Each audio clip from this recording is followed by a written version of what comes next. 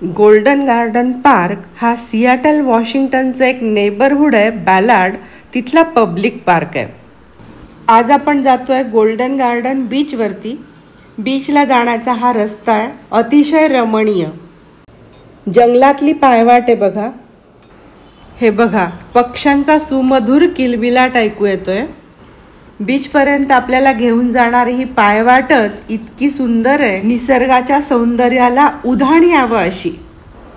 चालतोय पण थकवा नाही हा अजिबात. बीचचा रस्ता आहे हा सियाटल मधल्या.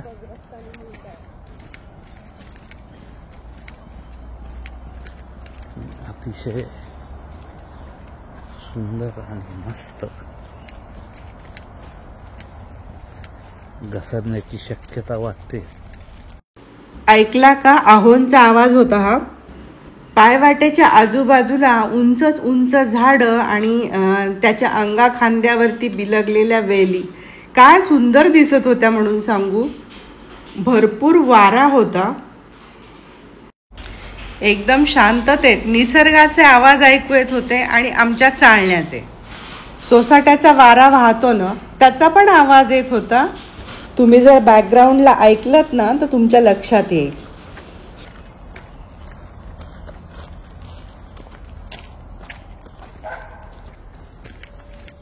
असं जायचं का? असं तिने आम्हाला रस्ता सांगून मदत तर केली, पण ऍक्सेंट न कळल्यामुळे आम्हाला कळालंच नाही ती काय म्हणते ते. काय म्हणली चिन्मय? अच्छा, हे बघा, चिन्मयला कळलंय आणि तो सांगतोय आपल्याला काय म्हणते ती. जंगलच आहे ना ऑलमोस्ट.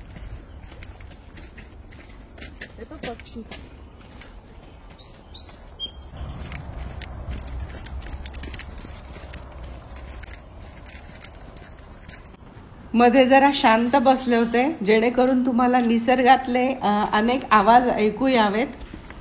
हे जे पार्क आहे ना, त्या पार्कच्या बाथ हाऊसला 2005 मध्ये सियाटल शहराने ऐतिहासिक महत्वाची खूण अशी मान्यता दिली आहे.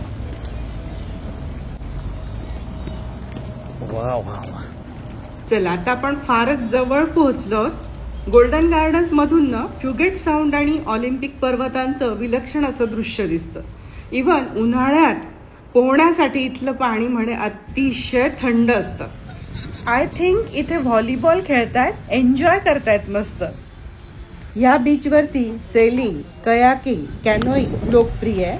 काईट सर्फिंग आणि सेल बोर्डिंग असे वाऱ्यावर चालणारे जे खेळ आहेत ते देखील आपल्याला इथं बघायला मिळतात.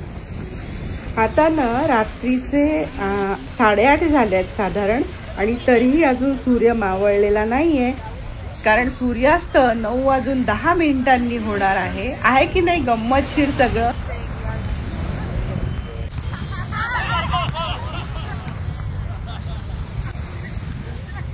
किती वाजले चिन्मय आता?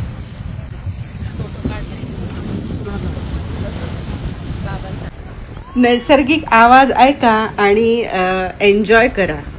पुढच्या व्लॉगमध्ये परत भेटूया. तोपर्यंत बाय बाय.